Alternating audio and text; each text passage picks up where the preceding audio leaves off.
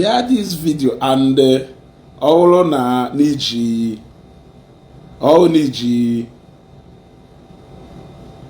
na tag ya Mr. Kelvin. You know that go. If I battle by broadcaster, I go tag ya people. Aho na ye nwe ha ka ye ji we tag ha. You know that go. Mano kan defro ha n'anya. You know that go. Kan defro ha n'anya. Wala aka ha mee ha a favor of a bia nolo a wise counsel. So all they follow Mr. Kelvin Nanya. Ngozi Nwokoro, I greet you. All they follow Baba Kelvin Nanya Hinne Prince Israel. Ha! Osusuru bata. Prince Israel is bata. Ifubo ife Prince Israel. Ifubo ife. Iye ji anya ofu cheke n'anya. Ifubo ife. Ebe ngonwa Prince Israel gbara ọsọ. Ife ike emewolu ikpo Mr. Kelvin gwe guy gbafelo ya webu nwoke a.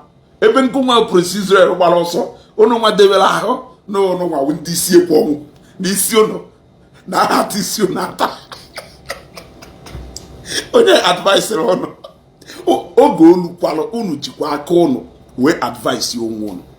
You got to go precise unu ji aka unu we advice oge ahụ na-eme na ha n'ife n'isi na acha ọkụ no nwanne, you cannot give what you don't have. It will go to Alpha and Omega. No be you go blow your trumpet. You got to go. Onye wukwa fada. Because nka ya da ekwukwa na fada Mbaka fada. You got to go. Man oge okenye no katara bido gbawa egwu nwere ka o si wee do. Ana agwa esi papa na egwu a ị na-agbakwo na-ekwo ka egwu a si do na-ekwo ka egwu a si wee do. O wee decide ya na ọ ya akwụsị igba egwu ahụ. Ịmakwa ife a ya eme easy. Prince easy. Prince easy. Iwolu nwayọ ije chọọ ebe nkata do. Iwota nkata ahụ iwoli ekpuchi ihu. Iwe gwa onye ahụ ife ya gwe. Ịgwachakwa ya. Ikpupukwa dị nkata. Ịghọtago inyewekwa respect dorie. Onye ahụ ife anyị nyere unu. Ị na-asị na anyị nwe ochie. Ịghọtago? Ịghọtago? There is no way Ogunu Ayumana even before Mali Ife Ogai ko na hoso Ogunu ko Ayumana even before Mali Ife na ya amaluge malo signs and wonders Chinekeji adoration ministry we na-eme malu numerous prophecies. He believe will not understand the dimension of prophecies. Because when you talk about prophecy and how on canal prophecy that prophecy brought a carnal mind, KJ understand what prophecy is all about. I learned that from our father. From our father, which is Reverend Father Ejike Mbaka. Manoge Meshazielu. Onye owo na chozie ka o wolu because of evangelist Ebukobi we change the narrative ana agwo no si unu na efu unu na-emekwo nekwo na ebe egwu a na-eje unu na-eme na ha n'ife nwanne ife ahụ emewu ewolu nkata ekpulu n'ihu kwugodo okwu a ekwu okwu a kwuchakwa okwu a ekpupukwa nkata nyekwa respect a na-enye ịghọtago. So Israel haven't addressed you because now from the comment. Now let me go back to Mr. Kelvin. You got to go. I got on a page go. Where for na that part of the post email issue threat. Na ya police or na ya court.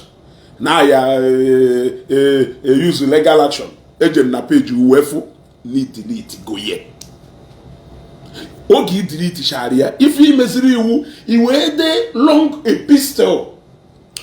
Owoluna mmecha mma kpọrọ ụmụ mkpọta ikuziwere ha English, the use of English and how to compose a good, in fact ewolu ụbụrụ akịtị iji alụ fada ewolie ịghọtago ewolie tinye na kerife a na-akpọ chat gonoto ka a na-akpọ ife aya wit ihe or compose olugwu a text or something or ya do perfect because when it comes to composition of words Mr. Kelvin nwere grade A o ya edenwuru 50 paragraphs ike ada agwụ ya agwụ n'ide long epistle ịghọtago like in the next 50 years to come I enwe epistle of Mr. Kelvin I enwe epistle sermon according to Mr. Because you sabi right you will delete okay Prince say you are a big liar there is no truth in you I'm still on 247 so if you are looking for who that run that person is you man onwe so onye na if you na-ekwu na ị na-ekwuzi na agwa onwe Prince Israel ị na-ekwuzi na agwa onwe ị na-ekwuzi na agwa onwe Prince Israel I will give you one submission then I will continue with ife na-ekwu you can never prove to us na Father Mbaka is real Evangelist Ebuka is fake. It's either they are both fake or they are both real. Or to go clear, if I hope the point I want you to understand, it's either they are both fake or they are both real. But all if in a social media be a nyem auto, wo ka iwe prove lie na prophecies if Father Mbaka do real. Na miracles enwere na adoration do real. Na nke a na-enwe na Zion wu fake na prophecies a na-enwe na Zion wu fake. It is not possible. That is number one. It's either two of them are real according to your dictionary or they are fake. Now when I see you talking about na hana about real na ha do fake, then I can comfortably take you join Mondo to Matthias. You cannot be working together with them with different aims. You cannot be working together with them with direction on heading both ways. Your own is just to prove to us now Mbaka is more powerful than Ebuka. Their own is just to prove to the world that Jesus Christ is powerless. That they won't anything to a miracle and then they won't anything to a prophecy. How can you be working in unity with the unbelievers, sharing the same ideas with unbelievers? What is your aim and what do you aim to achieve? I can tell you clearly, Prince Israel, that all the people who are cheering you up are mostly not even adoration members. Yes, they are mostly not even adoration members. They are all Matthias Ezako disciples. They are the only people who will feel delighted that you are trying to tell them that that Jesus Christ cannot do if I am a man of Zion. They are the only people when do happy and this empire nukuwani. They are the only people who are happy when they hear you trying to paint what is happening in Zion to be that. Are you trying to tell them that God cannot open, that Jesus cannot open the eyes of somebody for the person to give prophecy? Are you trying to prove to them that there is nothing like gift of prophecy? Are you trying to prove to them that Jesus now Jesus does a miracle? There is no more miracle. Is that what you are trying to prove to them? Or are you trying to prove to them that now the gift of prophecy was on adoration in book or na gift of healing was on adoration in book? When you analyze what I am saying critically, if that you have been dancing a dance of shame all this while, no to Matthias we end up using emotion of you people to achieve whatever thing her claim will achieve. But at the end of the day, the co-marriage nation, the co-marriage nation, one woman temmopo, or even napo. I like a mundem the kind of spirit in well, Gavani. I like him with the kind of spirit, resilience spirit in will. Haka na social media. You want to go? Haka na social media. So mfu one to ha. Anama appreciate you of ma. That one them. You want to go? So now let me continue with even Nagwa Prince Israel now, because Prince Israel only can God do see a direct message. For example, in Welike as the pastor. Yeah, what even the so Prince Israel, that DI, my call that DI call grandfather call that DI, Fada Mbaka ọ ya understand the ife a na-ekwu.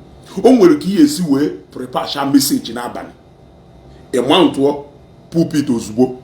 Onwe somebody God shall relocate, God can change the direction of your message immediately, and provided no meet a target, it is perfect. So now I will use one stone were way through at 2 birds. You want to go so that enwe pare paso or we balance off. So what is it I am trying to say? You cannot come out possibly to come and prove that now the only power na role non adoration enugu kodo. It is not possible. What is it? There was a time one be a brag na if any name na Zion na God they make wadona hanchari in enugu. I had out to hoye. If I Jehovah doubt manifestations of prophecies and miracles on Enugu, is because we know that our God is still in the business of doing miracles. We know that our God has raised prophets, he has raised men that will communicate to us and then have direct from God. So keri ife patalo mmeji we no na prophecy ebido mgbagabe. When I know that na God na worship is capable of doing great wonders, that is one.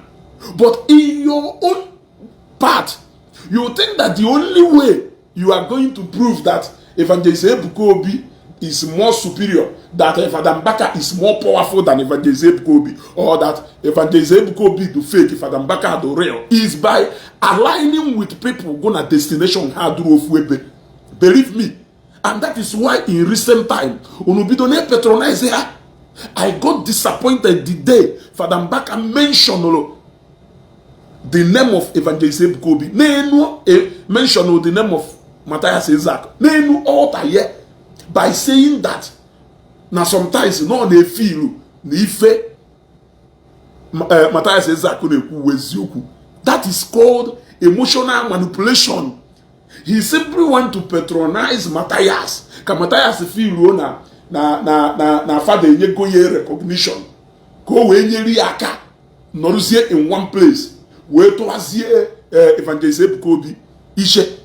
But Matthias try back in a video on social media that the reason patarole ojiwe malole Evangelist Ebuka Obi na exist.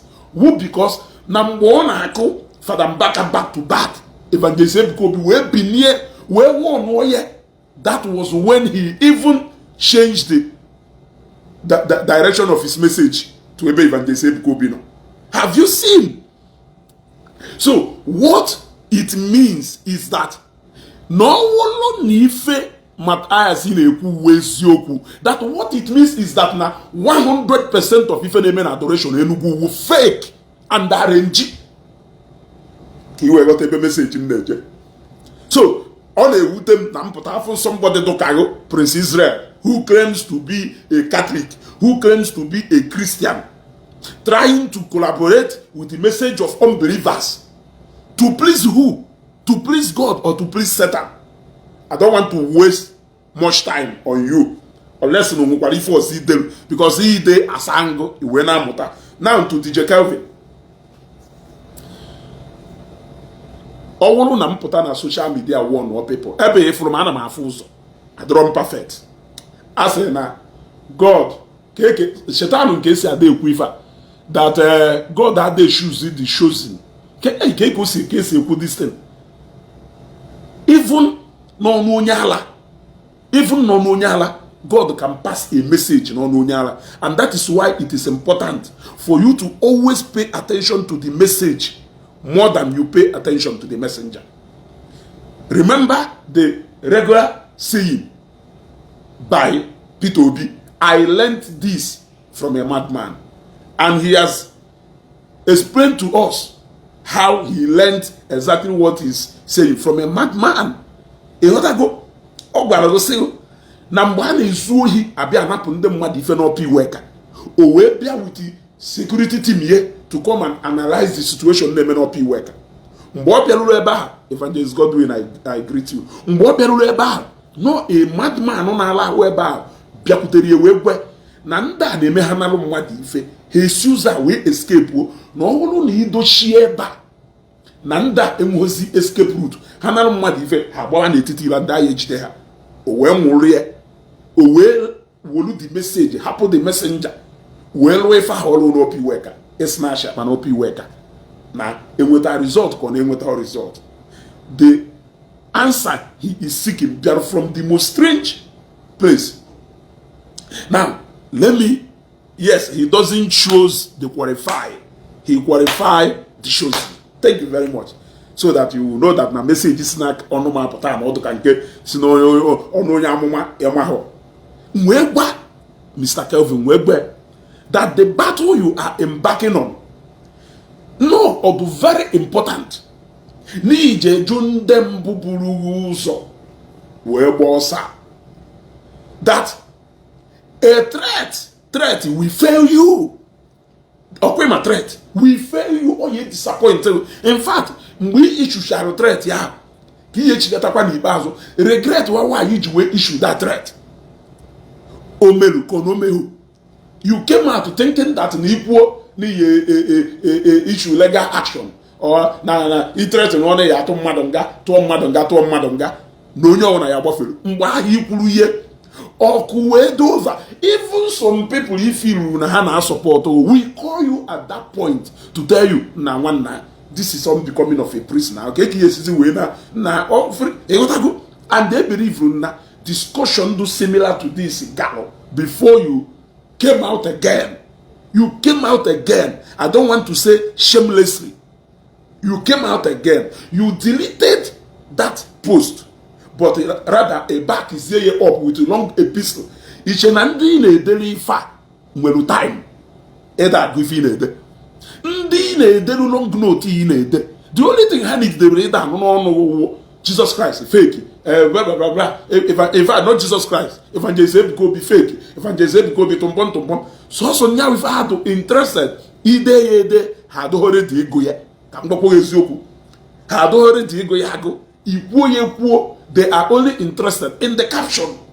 So what it shows is that you are actually wasting your time. I told you. Now you came back, you deleted that post.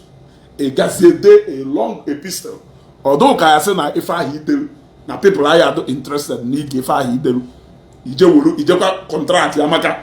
Then they use AI when they do something. I know how much it costs for people to generate a video. I know this because na time nchọrọ ka emelum AI short birthday clip of ebe nwata na agba egwu ama m ego ne a chargere m we melum 4 videos ah. So I will not say that I don't know how much you have really been spending na AI just to change the narrative etu bilo of this way me ka ya we chini na ajụọ ka esi no AI generated videos or no AI generated the pictures. You are spending a lot of your hard-earned money that you don't even have, fighting a battle that is lost upon the time you are starting it. Now, everything is going to lose again. You are spending a lot of money. You spend money again to put whatever thing you delayed na AI. You are wasting time. You are wasting resources, you are wasting talent because I'm a maybe talent to go. I'm a maybe talent to go. A better talent to go to is that you should go and design an app or chat GTP. If much they remember, I show more ime mistake. Ima na mo onye mboshi. I'm a madam boshi. Chat go no madu the quarantine again. How may use my app? Now you gotta go. Chat GP, you gotta go. You should go and develop such kind of chat app. You develop in a Play Store and Apple Store. You will make a lot of money because all make a epistle as long as it may be. You can write stories in a day stories. Kudos to you. That is the area of your talent. The area of your talent abụda on anything ministry of God ụka chọọchị jigosi chọọchị jigharịsị rather enwere ike ịgba na iburu oji mawa oji na na ọya ga ịghọtago. So you hurry it up like nwa mbembe coward ịghọtago wee je delete that post. Now ife advice ego iji wee delete that post should advise you earlier now, because more things about you and your ministry will be destroyed na Facebook if you don't take care. I'm telling you, people feel now more sophisticated than you. I try go. Look, let me tell you one thing you don't know. When God raised a prophet like Evangelist Mbaka in these last days, Oma name will so many weapons that will be formed against him. Evangelist Mbaka prophet God, so now one of the prophets God raised for this end time. Will even melo bosia nwekpo ndị ratels ụmụazị 2 Timothy ndị mmadụ wee na-asị m ha Yesu ga-ebiakwa kekwa nke ụmụazị 2 Timothy jee go no 2 Timothy ilu ebe a ka ịfụ ife ọgwụgwụ oge anya ha ka ife ụmụazị ọgwụgwụ oge ụmụazị end time. So ọwụ na God design or prophet meant for this end time, he is also going to design foot soldiers that will be available to back them up in this end time also. Because na onye ala need to collide there with onye ala ahapụgodo ala who ife nwere isi ịghọtago. Onye ala need to collide there with onye ala ibe nya efa bilod na VDML. When you are always fond of fighting from the gutters, somebody will happen a comfort place, somebody will happen heaven. We gbadata down na gutters ebe a go na eno unu we no walk na gutters no just chogo na gutters sikwazie na gutters fichasi ahụ efuna. You cannot use this place against Onya because you feel the person cannot come down to that level. So what you are getting today na Facebook is a program designed by God. Look at Father Ebube Monso. Kiwe wota kwife na gwa umaka. Ụmụazị 2 Timothy, ụmụazị ọgwụgwụ ga anebu. Father Ebube Monso drop a message that bordered, that bordered on the belief of this end time generation. I know how we chopper can have channel their vehicle towards Father Ebube Monso. A way chop can use Oma's Dibia as an instrument, which we fail. In fact, it has already failed. Oh, fail go already. Reason just no fail go is that mgbe ekwensu na akwado unu onye agha nke igbe nọkwa na akwado kwa ndị dụka anyị and so many other people designed to meet you people na the area of your understanding. If iluo na awụyala n'ime ekwensu, o nwere ndị na-awụyara n'ime chukwu. Chukwu rezikwara ndị ala n'ime chukwu. A na-akpọ ha radical Christians. Ịghọtago? If iluo na isi na-ewu fada isi na-eme ukoromoto among your congregations, chukwu rezikwara ndị ọ na-emenu nna mụwa nwa mụcha nwa. Let's say no nnatara ike mgbe ọ nọ n'okolobi.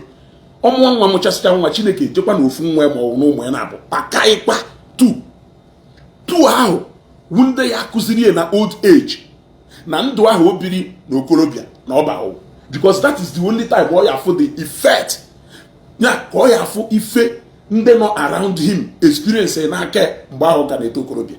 Ọnwụ na Chukwu eji holu kpu ihe n'ofu nwa ya, he will not learn that lesson. He or she will go to the grave with that belief that na ife a mmerụ na ọmakakwo. And how else are they going to experience it after ha bichagolu ndụ? It is by them seeing it physically. Manifestation of that life for having in Okorobia.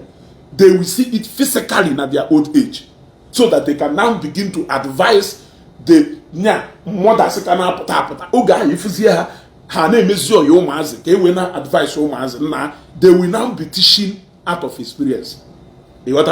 So point na che gbago Father Kelvin Ugwu okay, this end time agwa munu na onweghị ife edelu na Bible edo wise iya ama na ife Bible ji wee karịa akwụkwọ because Bible do older than most of our great grandfathers. But when you say delu na Bible, emezuchapuho, we wrote out our Mane the Bible are more than how many years ago? Umwerike or even as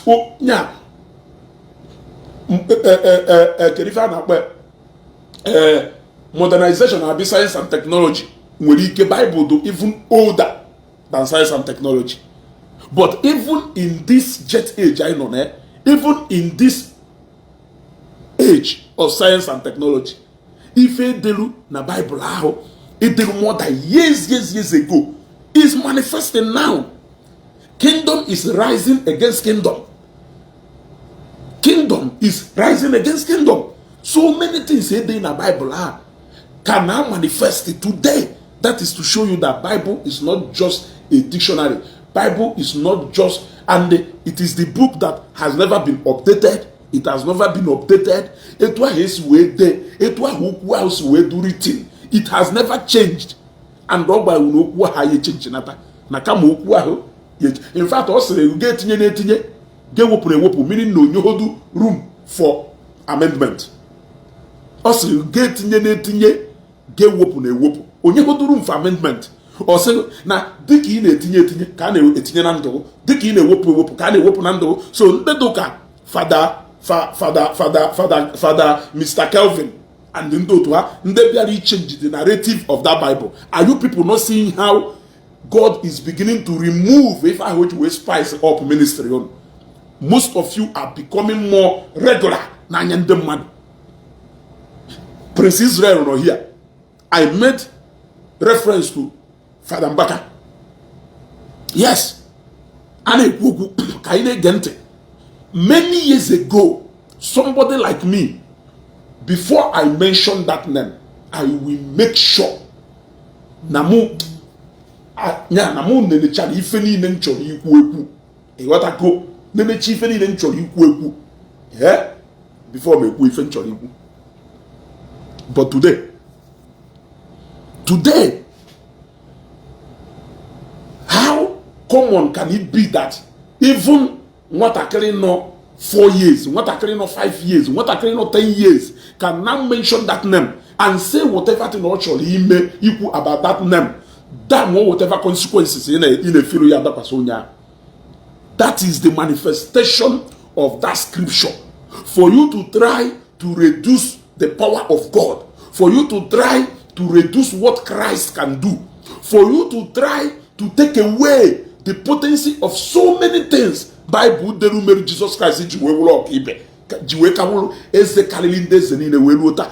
If our God jiwe kawulu supreme, if our God jiwe wulu the God of impossibilities, unu wecho unu reduce the potency of that power according to Bible we why unu we bidi wopu from our console ndedoka Ebel Damina. We all know when the whole social media was all over the message of Ebel Damina. Today, where is Ebel Damina? He has become more irrelevant than you can ever imagine. He thought he could fly by trying to amend what the Bible has gave it. The warning was clear: do not remove and do not add. And it will even be more effective than going a pastor who is more like an administrator. It will be more, the potency of that, if a Bible do more on you than even an unbeliever. Unu reduce the strength of God by trying to amend some certain, trying to contradict, even when it is clear that the Bible cannot contradict itself. No matter how confusing it can never contradict itself. What I go now, Jane the life of all those men who are trying to weaken the Bible, who are trying to amend the Bible to suit their own imagination of if I should reach a way achieve. Go and look at them today. Their strength has been taken away from. If I has been weakened by themselves. How much you are weakened today? Anybody, it doesn't matter. Prince Israel, ya say, na J-Park kuchalo me U-turn na yes, God can use anybody to show you that you can be. Yes, and when tomorrow I can stand up and challenge Governor Soludo. Mechagoduje apologize here. The fact that now people will always count on that boldness, and for the fact that non challenge you is enough to show other people to see, okay, look, nonya adrokonu ahokona more tanking kena. The narrative onye melu that thing will change here for reasons best known to him. And I can also tell you that one of the reasons people jema apology sometimes is not because they are wrong. People name apology is not because they are wrong. There are so many reasons people jema apology now na hamicha something. So all this, I want to prove to you that no, the manifestation of that if a Bible name this powerful man of God I mashamba 15 years ago, 10 years ago, J-Park onye kpore enweghị ike imention nwafa Father Mbaka in that manner. But the moment you try to hide your message to weaken the powerful nature of this Christ simply because you want to show a mortal like you. You want to show a mortal like you. Now, if melu ichwe de Bible ahụ nya ne ya gbani a mountain nyamuvuo omuvuo. What it is trying to tell you is that na ike chukwu ayi akarịla akarị, and me believe in this God that ne ya gbani a mountain nyamuvuo muvuo. If I is to show you the powerful nature of this Christ. Now, those people are na fusi na fima in the eyes of the gods now even as powerful as the king, if not spiritually more powerful, because when he found a the king ya under the eyes of the gods, because no belief will not eyes of the gods one-on-one interaction with that deity of the land, which is more like the supreme. So now, if a melody is because now that God, now people now for that God as God of impossibilities, oye wolundo, oye nyendo, onye una we power, I wolundo, nyendo, gono karele. Now, iwe shozie ki iwo and all because of this marriage way to powerful. Nya marriage way de many of us so many years ago, na respectable is because na if God jigu the manifestation of that powerful existence of God in you is because na ifulu to God who see when use when I manifest ifulu as the eyes of these gods who is very powerful. Now, because you want to weaken the same mindset of people, maybe that the same Kobino, what else can you do if not to begin to make this God to look like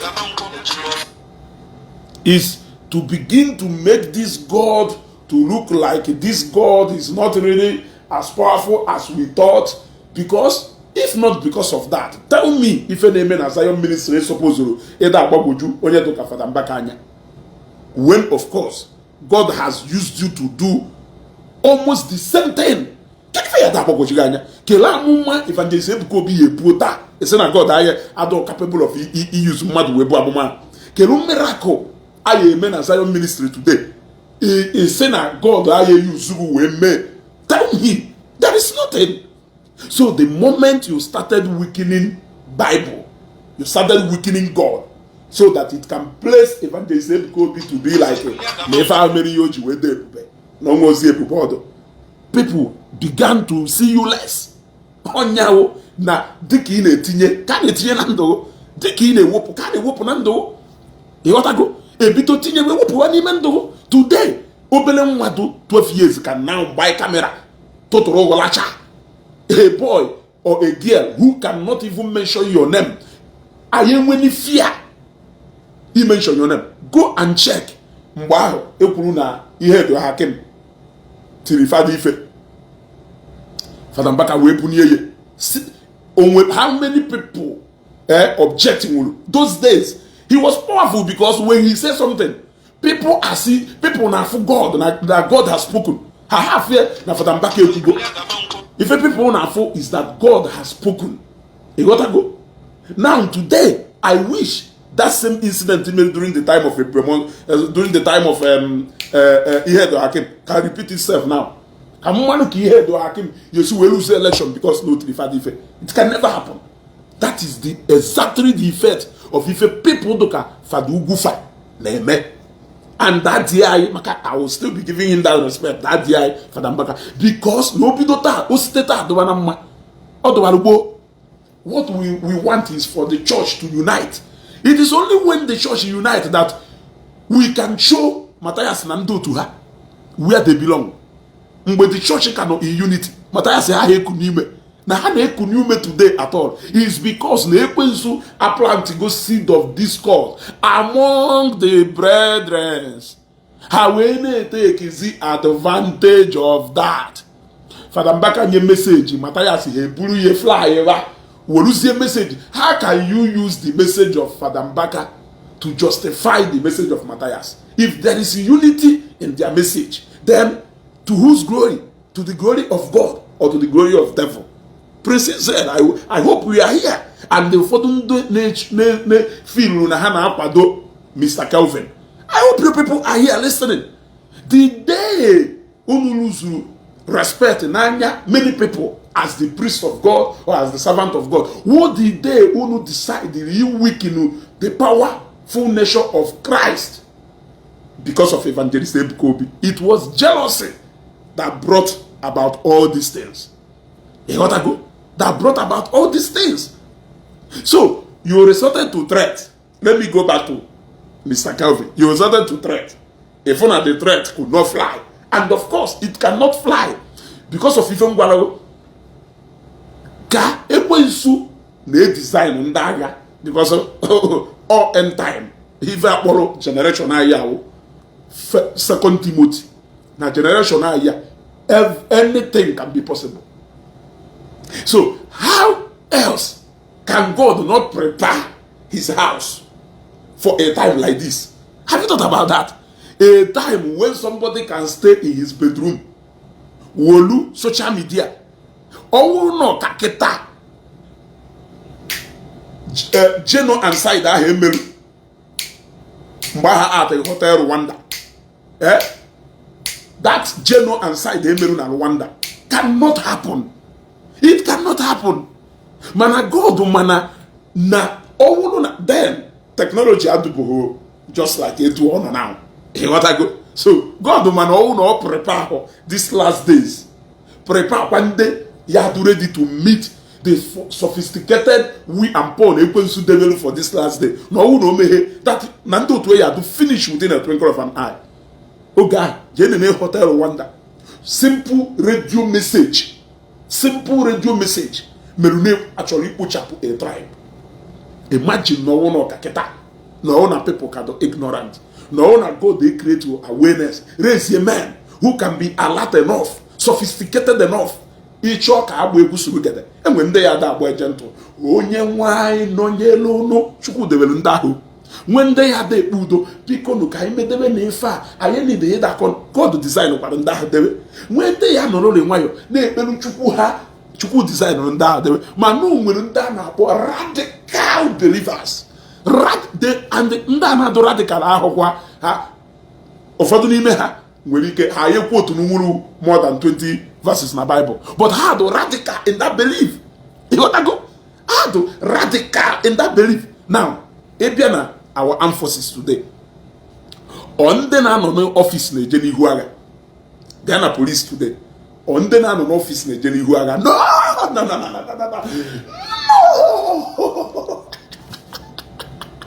ndị na-eje n'ihu agha ahụ ndị abido cheka on the rabaraba roborubo ọha na-eje n'ihu agha.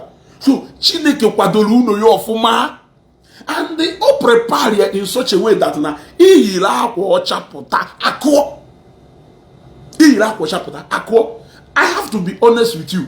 Enwere few ministers of God today na-preach message na match with the end time anyị nọ na. So many of them can preach the same message and they preach 10 years ago. Na ụmụazị second Timothy ọgwụgwụ oge ya ụmụazị second Timothy mana nya ha kazi ha nya ife ha na-ekwu na ọkwụrụ aha karịa onye kụrụ ya na generation ahịa ka ụmụazị na-achọzi ka eprove na ọkwụrụ na-akarịzi onye kụrụ ya. Do you think no message e yuzuru papa ya ka ya de yuzuru ụmụazị amụrụ kịta? Onya ka a lot of ụmụazị ji ana n'iyi now. Oho message nya the dimension of that word so in the Bible ya pass into practicalities. You now teach people now with experiences. You need to see the based on what is. You now teach people with the manifestations. Then we go already with it. If I buy Bible, that is the only way they can understand. So, ọgwụgwụ ga abụrụzi idebe Bible n'elu ife na-asị ka onye nwanyị jenu n'ime ọzara ha ghọtara ife wọzara ọba n'ime ọzara wee jee mefa na Nnewi niile ebe ka ọzara dụ. Ana m ajụ gị ajụjụ ọsị o wee gbago n'elu ugwu onye nọ na Nnewi o nwere ebe ụmụ ugwu dị na Nnewi, and that is why Matthias ya eji wee bịa with example o nyere ha about ntu ụmụ Israel si wee gafee na Red Sea. Ntu ụmụ Israel si wee gafee na-ekwe n'usoro gede nwanne m ya bụkọ ụtọ onye egwu I greet you nwanne m. Ịghọtago? They now resort to canary na ife generation ha ihe a na-eme. They now canally interpret the Bible. Ịghọtago? Canally they now interpret the Bible. That is why the narrative of that message will change, which is going to use if a Bible to confront that life be instantly, to tell them that this life you must have to call a spade this time. That is the message though on ground now. Because he always call a spade. Message is na biaro or in idioms and if ya we meselu ofekaya gbadi mu o mo for the message here ni shata ofekaya gbadi mu e what go so o we owo ku afa e chokwa im example. Look at a simple video for the Bemon supposed to, because name will this modern day demon na torment ụmụ okorobịa which is okwu akpụ n'ọnụ gono deva okite, because name will message of that okite hidden somewhere in that message, that practical message of Ebube Monso iburu okite to show that no okite have the powerless drop where nana we will experience of onye nwita we connect ya to so many other secondary think ha and in the case of Egypt think ha. That message alone through panic na the kingdom of Ndane Kwifa.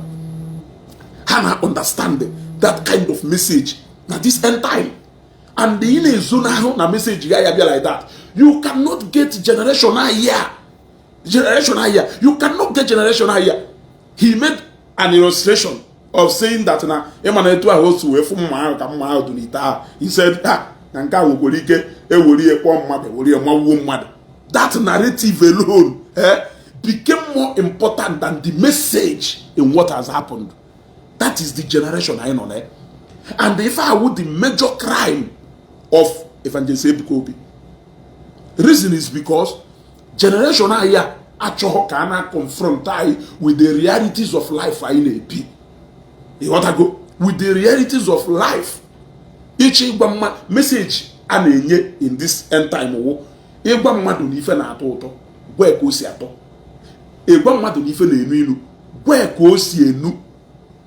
Simple. In when you that when if you feel only the kumake okeke okafo.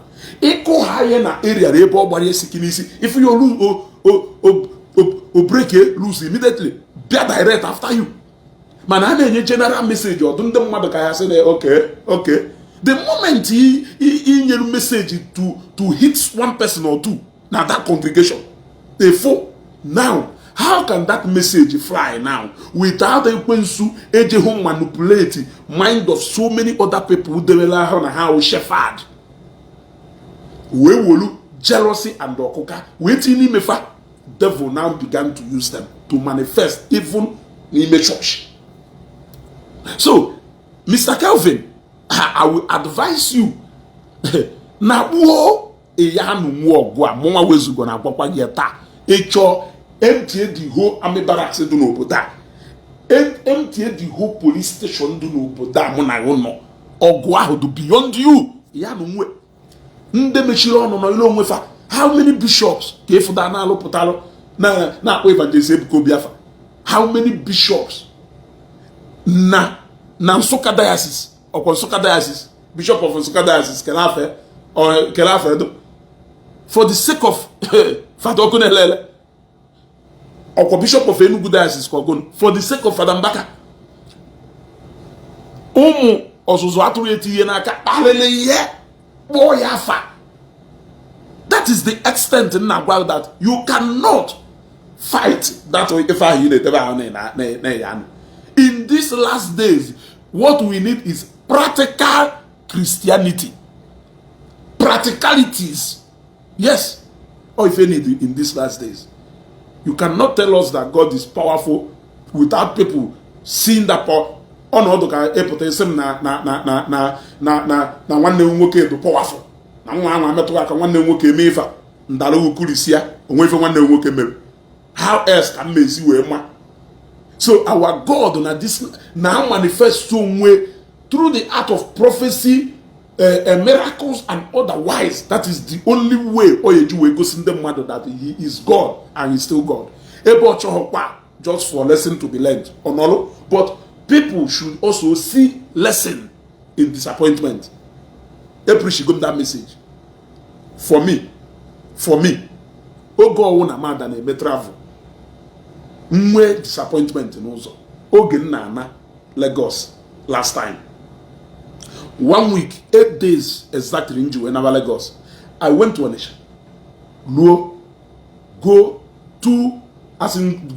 Go 4 brand new tires. I got a tire from one of my Facebook fans.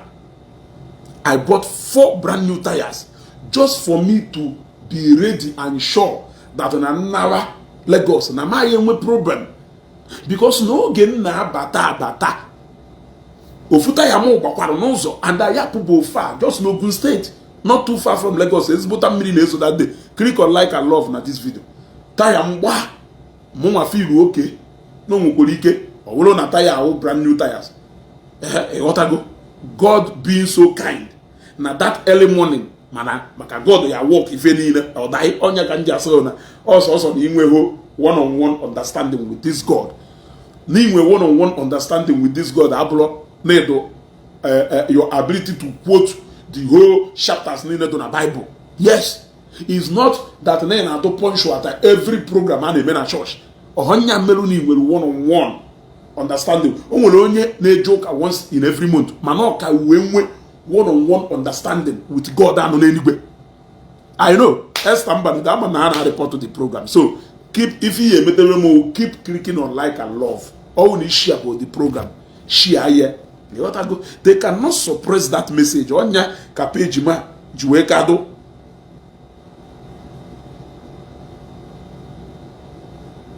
Hey. Okay. I will end this broadcast. Then, okay.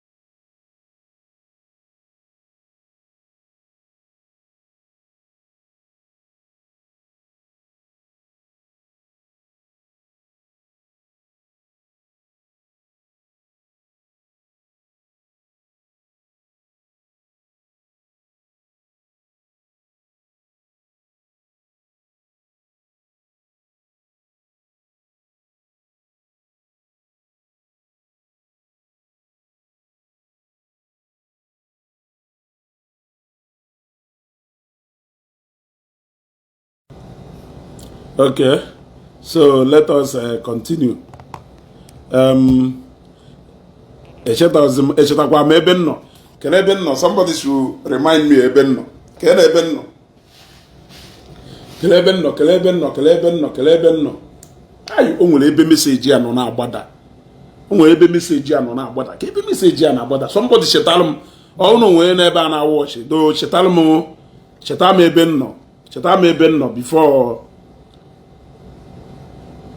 Yeah?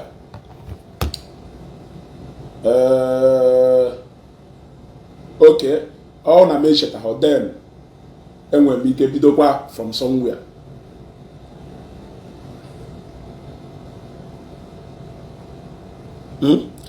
Somebody chetanụ m ebe m nọ.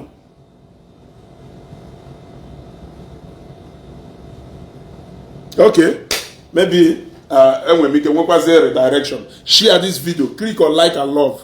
You gotta go share this video, click here on like and love. So now, let me start from somewhere. So now, these last days, you need to drop a message that speaks directly to experiences people who know. That is the message you do designed for this end time. And I understand that now, any ukochukwu or any father, now you will also know why most of these people now operate from this kingdom. They celebrated more. They celebrated more. What? They celebrated more. Okay, yeah, Gloria Nwabo. Thank you. But before we go, Makataya, now you know why they are celebrating more the misfortune before Father Chaloko, Reverend Chaloko, carrier other men of God mentioned. I mentioned many men of God. Onye nke mkpọ na Nteje, onye nke mkpọ na Obosi, onye nke mkpọ na territory Onitsha. He will attention na this other three people. Onye nke nọ na Nnewi, nwere onye ha nwere interest na. The only person ha nwere interest na ewu Reverend Chaloko, because na message see Reverend Chaloko na-emiti ha at the area of their activities. So now, I was trying to tell you people why I believe that sometimes na for prayer answered, even na disappointment. People na therefore, yes, our God is all-knowing God. Our God is the God of, there is no impossibilities as far as God is concerned. But I also tell people to see that disappointment, that God will something also na that disappointment. And that is why, or that was why, rather than Nwebe to cover the story, I went to Onitsha to go and buy 4 brand new tires. We go with tires, go just tires, memotomo alignment, what do just memotom service. What they in Lagos? On that day, Oluoleshie, Nava Lagos, Apolomo Nuno around the bay after 3. Ebe after 3, can you happen? My house na Nnewi. Ebe 3 my friend, Mmadụ Eburu na moto ebute na my house. I move the 3 of us. But guess what happened that day? Ebidolumu ebe onwe program mmepe that night. I slept around after 1 to 1:30. I woke up around 2 to 2:30. What does it mean? I only slept for just 1 hour plus. Onye ya anya moto weje Lagos. Now, to couple it up, moto mun na anya with the air condition. Moto air condition yedo active. I drive hamu from Nnewi. N'elu ugwu Obosi. Nya that ide mmiri esi mu koto. Wine or down. Ikuku we batala. Emanola na jonjo na obuogu na AC. Okwe emanola na jonjo na obuogu na AC. AC mu koto go immediately. Nah, if I go maybe because Adama like in your motor without AC. Move, I want to down, move. Naha bata. Okwabo. No, to ahu. My friend, the Nagwa Mezugo, woman, and I were all the time. I play after 3. You know, I play 3 sharp. I have to go. Either look at the side, the pay MFU and the Onyenka with Diamond Bank or Gono. Na side abo, side ebe church, husband and wife with the speed. Can you mwapo pitia? Maluzie udi piti mwapulu bosto front and back tire. Mwe even effect na my rim. No gatasim chuku. Thank God. No to message this camp. Mako nwere ko no Japanese. O nwere ko no o nwere Japanese motor ya wo na that morning o ya atupu n'ime ofia. We bust one my 2 tires instantly. Remember that the first disappointment with my AC. Adama like in your motor without AC. We will say in your gallon distance. My 2 tires bust one immediately. They click it on like and love. Oh go melu. Hi, my friend Neti. Na semezu go no kwifugo. No kwifugo mu kelu. He was feeling worried. Mwa go 4 tires. Mwa kaye go 2 more tires. Mwa wonye. He want to do that kind of only female motaye ni ilo no toto a. O moto mki female. Even though no mwezi female ayi ni ne. Onye one jese no so ba ife nke. But all along my friend no na lament. Mwa na mwa. Onye nke ozo say no na so. When I say my friend, ke edo ka ahu si we na agbakase ni ife mere moto onye ozo. Na onye ife mere moto no na amu. Kerife ahu na agbakase go. E got go. So, mwa na amu onwe ma amu. I roll moto. Chineke mee ebele onwe church no nso. E got go ebe mgbaba ihe ebe siri ike. O n'ime okwu arụsị ka mma nakpu.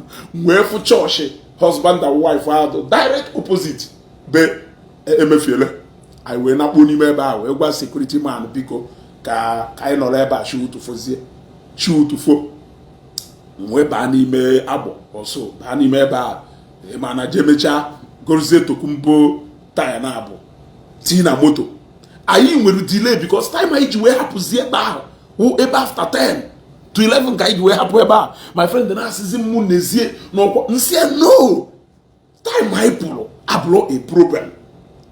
Time I jukwa we pusi na abonya na ka ezisi na ya ka echelu chiefo. No. I'm trying to tell you why you should not consider disappointment as na God that allows you. Also kwenya wono mmadu nwuru. I'm trying to tell you how bad also pwe nya wulu no mmadu nwuru. E got go. So I rush moto maybe after 10. I guess na that time eziokwu na Adama alahola. But imana na ihe ejikwa that time wee mana upon time ni na ha igburu ebe ahụ I move onye moto more than 5 times kola for the first time since njiwe nyal moto si Lagos na anata nyal moto even na mmadụ burugodu meburu unless na me decide alahola for the first time steering moto agbana hụcha na more than 5 times n'aka ofu aka adu more disastrous one aka adu more disastrous na nde ya amụ ya anọrụzi na Facebook na afụ ebe nọ n'iro na asị yes ọkwọ na-eme na ha n'ife nke ahụ wu arụrụ m nlọ na n'ụla ka nọ na steering anụkwụ na one way o nwere ụlọ ebe m bụ moto wee lute side be anyị o nwere one ụzọ do na side my house iwu na ilute ebe a you must slow down were nwayọ so n'ile ahụ ka m nọ na nlọ ahụ nweruzie nwayọ na-negotiate ka m bazie ebe ahụ ife ọzọ n'ụlọ ụwụ that my friend ọ na-akpọ m ezugo na-akpọ m afa niile mana o nwere afa ya ahụ mmadụ kpọ ha amụ amarụgo m na onye a na afa awụ ife ọzọ n'ụlọ ụwụ chu nteta n'ike etu ọwụrụ na moto mu na-ekwu moto ji speed abịa n'ihu Nwebe ruo na nkọ. Ịghọtara ife na-agwa gị upon that distraction anyị nwechalụ.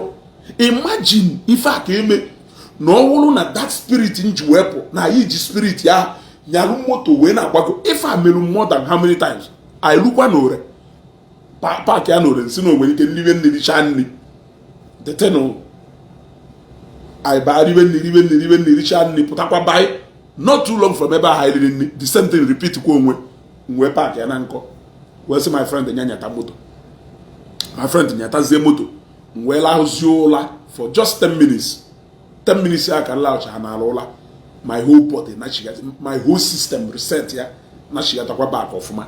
Ịghọtago nyanwanyaruzie I wee gbagobe Lagos. Now all these distractions bịara in between the afro nya as a means God ji wee delay mu na something I could have hurriedly run into. So I know how much I spent. I lost 2 tires. Rim nabo side ya gbawara self. Eji 4 minutes go ka ogono wee pass here.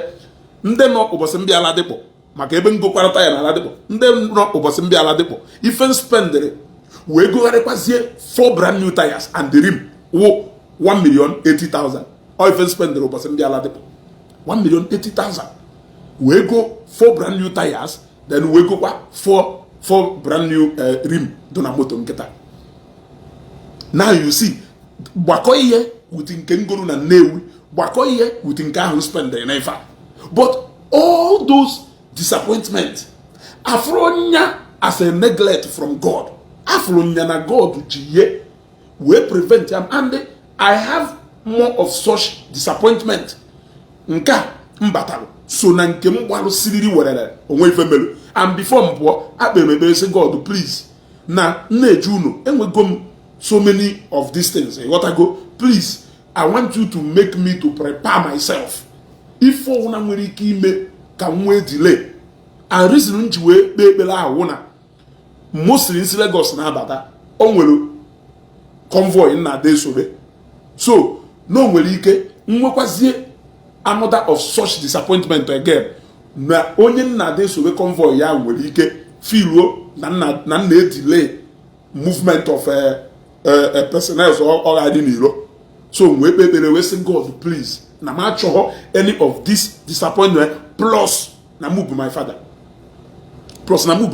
please I don't want any of such disappointment. Anything nwere ike ime ka disappointment ya me gosi ya na Lagos before my wife. Now the rest is history. So oftentimes most of them do too matter ya say ha na-eji maybe disappointment, one misfortune also wori ene feel na God here adrozi powerful not that not abandon guy. If you feel the same way, I am sorry for you. For me, in the midst of disappointment, look at us na BP liam aman na BP a one other thing. BP liam aman na BP a one other thing. One day I do so worship that even before those things may accept to go the beginning and the end there. Onwere for the fair woman go keta. I accept to go na is either na may lose go this morning or na may lose go this morning. What is the way forward? What is the way forward? I have calculated all those things. That is why in Jewish say na also they quote Bible I will have one-on-one encounter with this God. I have encountered this God more than how many times in different ways that I now believe 100% that anything he doesn't stop. No my reason. Ojuwe me. Owega. You want to go?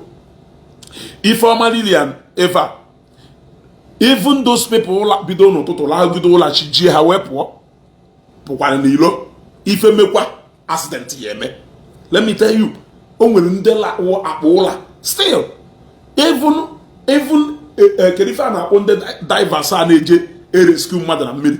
Divers are dive go rescue mother whoever I want. So all these things are not based on whether you are careful or not careful. But what is important is for you to always understand when God is speaking to you. Accept that message with okay, ela hokwanola. ọ wụrụ na mụ na mmadụ nwere accident, onye ahụ kurisia moto nwụọ, ọhụ mistake mụnwa alahụla ka onye lahụrụla tara afụfụ ya. Ana m ajụ ya ajụjụ, ịfụnụ ngụnwa lahụchasịchala ụlọ ọfụma, onye alahụla nchado ka mụ nwere ike wụrụ nya ya akọsụ na ije ahụ ị na-eje na onye ahụ elughị ebe ọ na-eje. That is why for many people have suffered the mistake of others. Now that is where faith comes in.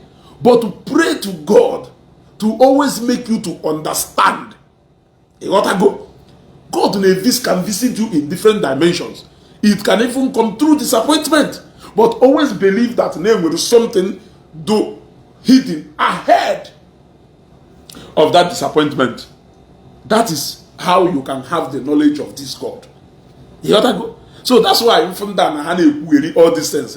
As you go, you believe that that does not mean that I don't know my God. I know my God, and I know what He's capable of doing. I know when I see God speaking to me through disappointment, and I know how to follow my instinct. And in many ways I have done that. I have never regretted it. So, only if it's very important, clear. Now we go back to our message proper.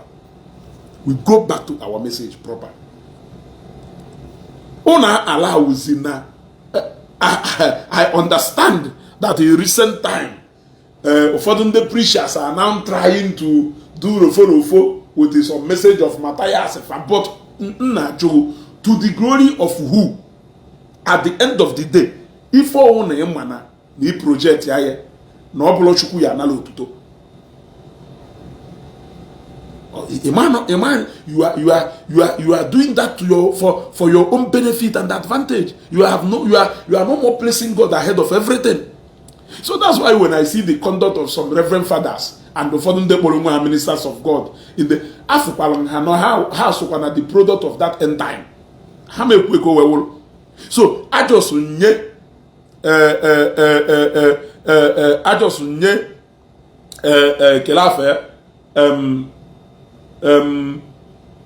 Prince Israel a food for thought. No one need to draw that DI. All na no need just carefully. Wherefore people may benefit more from message who unbelievers. It means that message is a good intention and it doesn't glorify God. The same thing with Mr. Kelvin.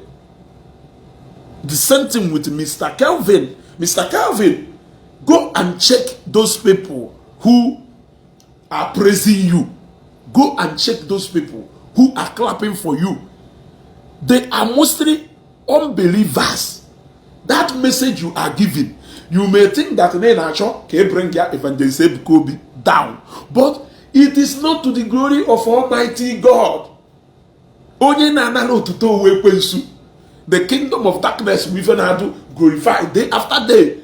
You are making people to lose interest that God can. If you are telling them that God is na hajeboka, that Chineke na afuna nzuzo, and ofife zorezo on ekpugelu ye mmadu, and ụfọdụ ọ na-esi through people na-ekpughe. So the ndị omenani ị na-ekwu eji ịgba afa egwu, and ịgba afa ha na do more expensive than prophecy and because say you no open heaven prophecy are free. You don't need to pay for it, man. You don't need to pay for it. On abia in an awufu. So prophecy are man na if I believe so much na afuechi anya, and they are paying dearly for it. Just okay we go if so if you are more like giving them ground for them to talk down on the kingdom of God. But you think you are fighting Ebuka. You cannot bring Ebuka down. You are not the person who anointed evangelist Ebuka. Man, it's going to really fall made easy. Mekene say careful. Yes. Mekene careful. It's not a go. Father Mbaka make a water. Now God that in a belu is a crowd puller. Yes.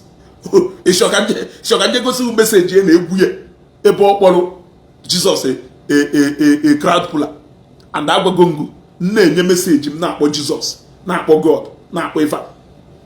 A differentiate is now between three of them because three of them cannot be separated.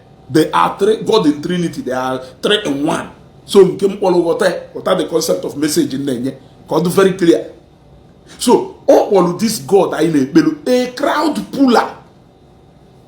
What it means is that even without Christ, even those who has operated through the manipulation of evil, calling the name of Christ, what level of crowd have they pulled? Can the level of crowd happen?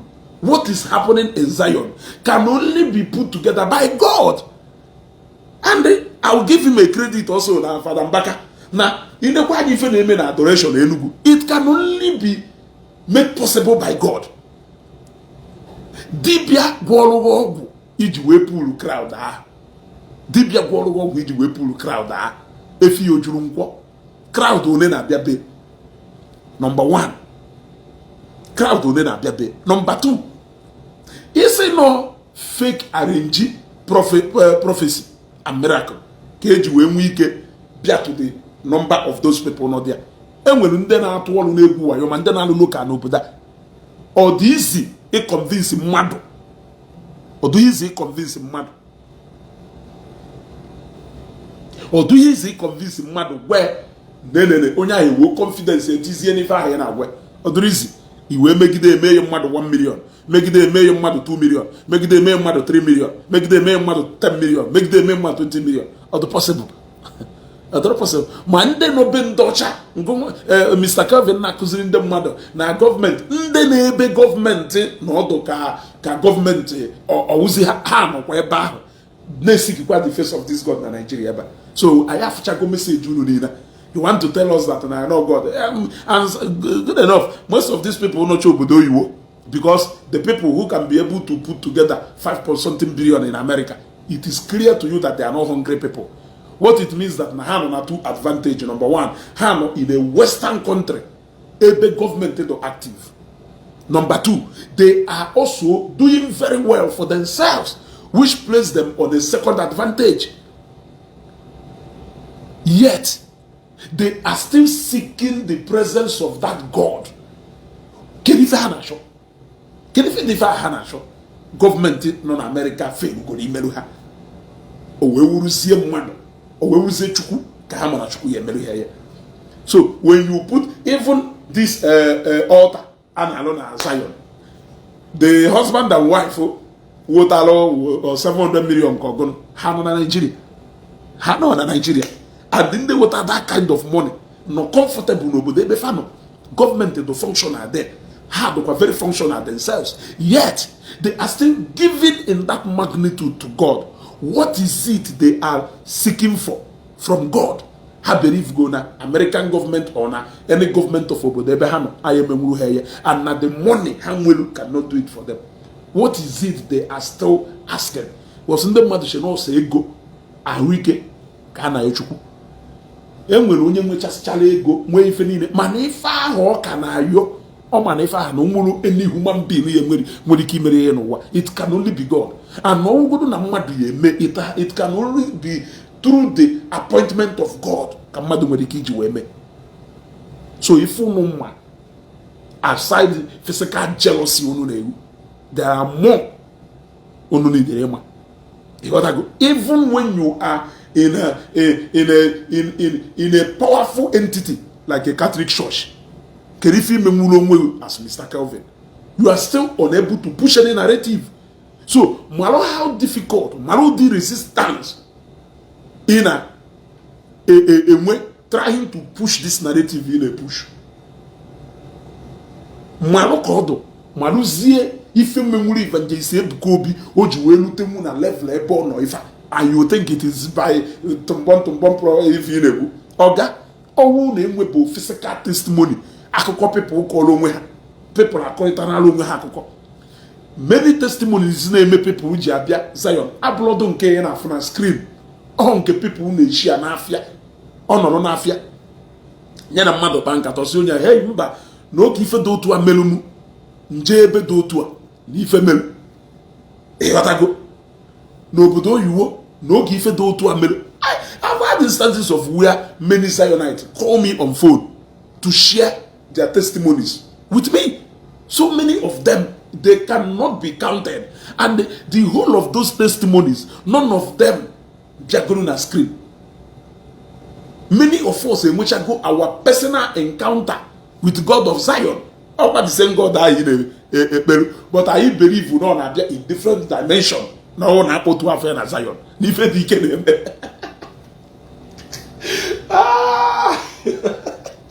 You understand what I'm saying? So testimonies in people ji na-ejoka today. People ndị niile ifuru nọ na nke Fada Mbaka, ndị niile ifuru nọ na nke Ebube Monsọ, ndị niile ifuru nọ na nke Fada Ọkụ na-elele, ndị niile ifuru nọ na nke Ebuka Obi, ha ncha niile mana nke ọdọ mmiri, mention them. Many of them testimonies share ha n'ime afia. Not now, all testimonies ha ma onye share to them. They know this person. They know the situation onye anọ n'ime na kelu ka ife asi wee me onye asị na eko si wedo. So onye mislead iru or evangelist Ebuka Obi, it should be those people. Now I don't know who is paying those people, because some of them even Zion amụrụ na fa na-abịa. Mmadụ one ka evangelist Ebuka Obi mana ha na-abịa.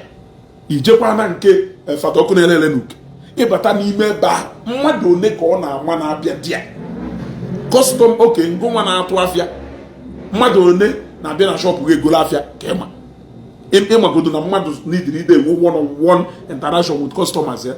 O wee wuruzie a church ịma na apart from those key people do functional, o nwere onye ya abịa ụka 10 years Fada amụọdo onye ọngụ nwa ya ma Fada na Fada ya ma onye ewu. So these testimonies are now testimonies people who share encounter people who make. I have told you my own. On a vintage can no where no Basalo Zion for the first time. No nye mano had a joker. No nye male. No nya the last person nya patani muno Donolana. Nego kuchuku. Manonya share testimony. If a God of Zion melo nebe munye ntu munye si we na-enwe miscarriage upon miscarriage, miscarriage upon miscarriage before munye we bido ije Zion, we jebe Zion after declaration and all that, and even in because ndị mmadụ chere ọsọ na open heaven ka God na-elocate ndị mmadụ na Zion. Even declaration a na-eme people nọ na church nọ na auditorium and na-claim ya God can still locate you. There are so many ways you can receive your testimony na Zion without having even a contact with evangelist Ebuka Obi or bebo hebeno metubo aka bebo ebele. No, so also declaration no, so also God onye na-achọ mkpụrụ nke afọ, I release your baby to you. Onye na-achọ business promotion promotion at your place of work, I release that promotion in amen na connect you to that declaration a na-enye si n'ọnụ onye amụma apụta. Many they receive their testimony. Wesi nnọọkwa etu a nwunye ya di ime ahụ na egwutola kwakwe n'ọma ife ọ na-eme nwa na ọnwa ewepụ nya ka anọgido no nwa anụ n'ọwakwu nogido amụọ nwa. Now, why that pregnancy na got on? 3 things within the 9 months. Ka evangelist Ebuka Obi speaking, odo ka ya se no nwunye ka ọ na-agwa, and na issue a na ogburu nwunye ya claim mo ya. Okwa etu a ka nwunye ya si wee mụọ nwa nke isisi.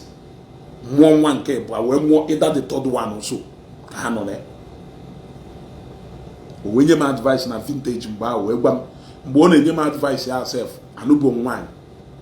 Yes, anụbo nwaanyị mgbe o wee sị m na nnụọ nwaanyị na-ekwekwu na ka nwunye m na-akọ na Zion akọ na nyanwa ya eje mana na ọha wa stop nwunye in any way ide eje Zion.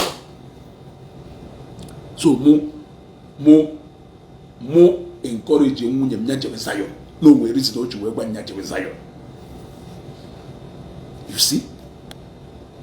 Afronya na TV o. Afronya na TV. Nwe. When you see more, when the kingdom of darkness decides to gather to say the that ministry down, when see no na to wo no. No na to wo no. Kono ewe kobe. He got go. Ewe kowe. Unwe kweta na ike no na eligwe. Nya nke a na agba. Una ekweta bodu na ike. Okay, ka ị na doubt godu na ndene ya na ekwura. Nke na-eme ogosipụ na ike karịrị ike.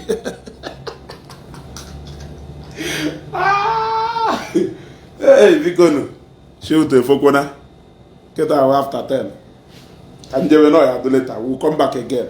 Come on, start my life. Mr. Kelvin, what I'm mad in advice. Ochonya wulu. Ochonya wuna.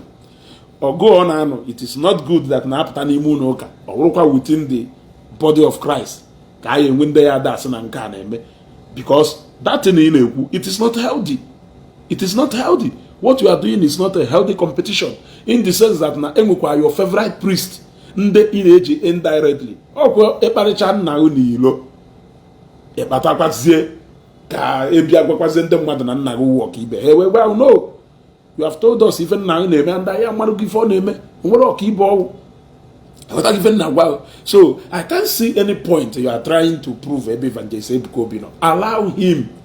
Say dolum unobi ni na adotawalo lisabili gbe. No nyangwa woni pedolo oblongo. You are not in any position. For the moment judge le ka ga na judge kwa if one na ki si a judge people na judge na ewiwe. Ina apagari na edesa. You other go he threaten go threaten and I walk or go from threatening. They go long story. He de gido long note. De gido long now AI.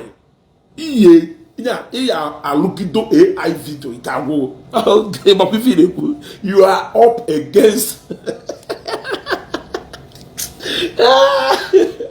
Okay, now never. Everybody I can walk on the gym with a mabiano and wave out. If I feel na mmadụ dala Enugu go make crusade. I try to use some government machineries. We pursue for me access the crusade point still ofelu. Him before oh we won't go. Ogo na na if I walk go imerike nu result yakata testimony juru ebe niile evidence choke. I'm telling you, evidence choke. Yeah, okay, ngwa ude nweta nwaanyị a na-enwe miscarriage wee bịa na Zion. God wee say ekpere na Zion. How are you going to convince her that not tumbon prophecy ka na-eme ebe a? Yet declaration enyelu was not channeled to her, but she claimed it. Imagine using that prophecy located direct. And somebody doka Evangelist Godwin, who I personally went to go and confirm. I personally went to confirm. Somebody doka Evangelist Godwin, which I encountered one or two persons, people from the neighborhood, told me stories about the life of that young man. How are you going to tell Evangelist Godwin if I name as Zion fake? Can it be a bit? Somebody who came to Zion as a taxi driver, they are dropping money. Whatever we encounter, before you know it, on massive turnaround to former clearing and forward on name, and before you know it, before you know it, his life started changing. And today, the other day, Obiara na season 7 ebe na nguti, ogosiri mote, semezugo nna na ha, nurse go wuru nka we na ijolo. Okay. It is working on alụ moto ha ifuge ka ọbịa kwukwe na Zion page. Ifugo moto ha ka ọbịa kwukwe na Zion page. Mkpọ unu ha efulu emecha na script mgbe a mata isi na adapụ mkpọ ifu na ha keta itie ezigbo mkpu. Level una ahụ na surrounding ya no keta ifu ju na itie mkpu. O mebe emecha si eje golo ofu moto wori ene jere ọlụ. Ịghọta ogosem semo na nke akwụkwọ nke je na-echekwara ya moto nsị o abịa na-ekwukwa nke akwụkwọ nkata mụ na ebe a na season 7 ebe m na-alacha tii o wee bata o finish program na Zion nsị ka ọ batazie sị ka ọ lachara tii ịghọtago ka ọ lachara tii. So there are so many certain people you cannot tell otherwise because na ha enwe na one-on-one encounter with God na this Zion ground. So ana m agwa Mr. Kelvin, there is no way he sing way stop all those people from going there because na ha ma na ebe a wee be mgbaba ha siri ike. That is the point I'm telling you. So I can give you instances and instances of people. That is why till today TB Joshua anwụọna mana onwuho every Sunday service na synagogue church dey wey overflow. Onwuho every Sunday na synagogue church dey wey overflow. Ilukwa na synagogue church ndị mmadụ juru dia. Visitors can abịakwa from outside the country. Even onwe ndị na-abịa so ka ha jee n'ime TB Joshua je kpee ekpere. Ndị ahụ nọ after ongolo, many of them when they nwetagolu physical manifestation of even a na synagogue, I believe that they can no longer leave this place. Na however, na ha are vulnerable to maybe what they passed through before. That is why the man who is the idea bearer of that synagogue is no more alive. But the legacy of people can believe in because of the manifestation ha nwetara mgbe ọ nọ ndụ. Ilukwa ebe a today mmadụ eju kedu ife dị fa ahụ na-ada aghọta ngwa Rev Ụmụọkpa ya nwugo ministry ya o mechiri emechi. Rev Ụmụọkpa ya nwugo mana ijekwa na chọọchị Ụmụọkpa na cathedral ije ojukwa kpụmkpụm n'ọnụ. Even if people chọrọ olewu ka enye access to the graveyard ebe enyi this great man because of physical manifestation and testimonies. If the man no bialo maka ọpa ya, if the man no bialo mgbe a na-akwe bialo be bute frame Ụmụọkpa maka mata ya sị ha na-achọ ndị God kpọniri from wheelchair. The man gosiri ọkpa gosi ndị mmadụ nwee. He came. Rev Ụmụọkpa ya n'ozugbo ndụ. That man came from wherever just to come and pay respect to this man. Ụmụọkpa ya n'ozugbo ndụ. But aka na senge Ifechukwu ji ewe me. And anyị ekwucha ka esi wee kwuche ndị dụka Babalola ha nwụrụ so many years ago. Ekwuchago Ifechukwu ji ha wee me. Ndị dụka Benson Idahosa ha, Bishop Benson Idahosa ha. How many years after ha nwụchalụ ụwa ọkọchago Ifechukwu ji ha wee me iji wee chọọ ka ikwudozie maka Jizọs. Or the possible is impossible. Ọwụrụ na mmadụ dụka TB Joshua na ndị mmadụ ka nọ today still tapping from that anointing of TB Joshua. People were expecting that after TB Joshua nwụchalụ na synagogue church ya ada. People were expecting that after Ụmụọkpa nwụchalụ na ministry ya ada.